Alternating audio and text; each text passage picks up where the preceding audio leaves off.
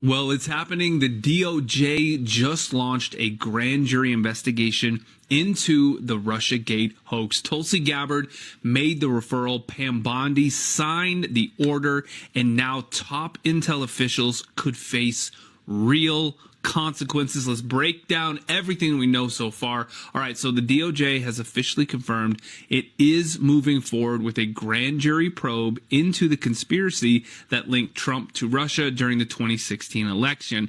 Tulsi Gabbard, now Director of National Intelligence, filed a criminal referral.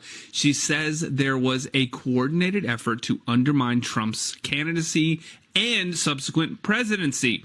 Attorney General Pam Bondi signed off on a grand jury order authorizing a federal prosecutor to present evidence. This is real, y'all. Sources say possible targets include former CIA Director John Brennan, former DNI James Clapper, and others. And yes, people are also asking about Hillary Clinton. The investigation could include charges like lying to federal officers, falsifying documents, the same kind of charges we saw under the Durham report. The prosecutor has national jurisdiction, which means indictments could come from anywhere, not just in D.C.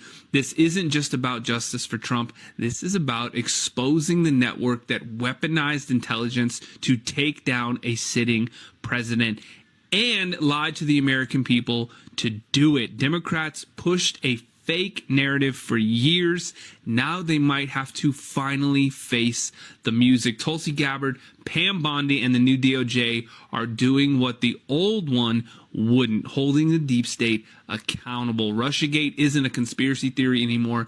It's a criminal case, and the grand jury is just the beginning. I hope they get everybody. Got some breaking news coming in that the Department of Justice is now going to a grand jury to possibly do some indictments of all the bad people that try to... I gotta tell you, I'm like a kid in a candy shop. I can't even do this post properly because I'm like giggling all over me. That indictments might be coming down to everybody that lied in the corruption and the collusion against Donald Trump. You're gonna possibly see indictments coming down of people in handcuffs. Very, very familiar people. The only one obviously they can't touch because he was a sitting president, Barack Obama. But all the people surrounding him and all of his cronies. I just want to see like dominoes, arrest, indictment, and arrest. Department of Justice, Pam Bondi, Tulsi, they just said, you fucked around, and now, guess what, to all of you, you're about to find out. Midnight, I am out.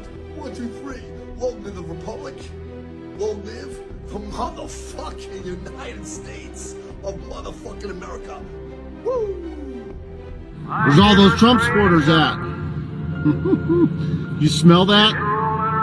That's the smell of shit and fear in the air.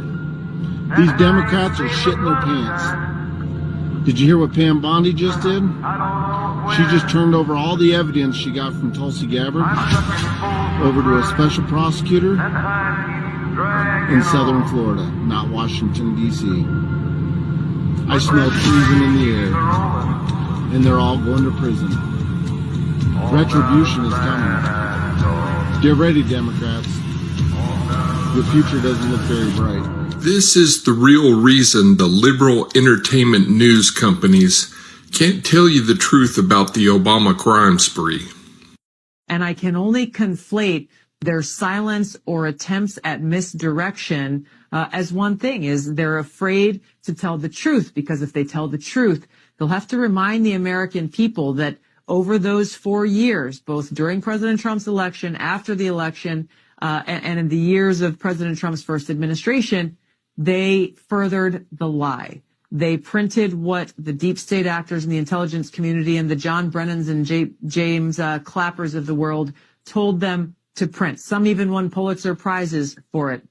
So in order for them to cover this honestly and objectively and simply report the truth that we released in these documents, they would also have to admit their culpability in furthering this historic historic lie. But now we're looking at the possibility of legal accountability. And I would just remind everyone that we don't have to have this standard in this country where only Republicans ever have to face, in the case of Trump, wrongfully face charges and the legal system. It needs to be a both ways thing. They have to start to suffer the consequences of their misdeeds, of their violations of statute. And if that includes former senior members of the intelligence community, let me tell you, John Brennan, for example, ruthless with people who violated statutes in some cases. So why he all of a sudden would get special treatment in this situation, given the gravity of what he did, it's beyond me. I would like to see where this goes. I'd like to see what the grand jury does. But for the first time, I think, Will, there are people who are involved in this soft coup who are starting to sweat. This is serious. AG Bondi and the Trump administration are not playing games.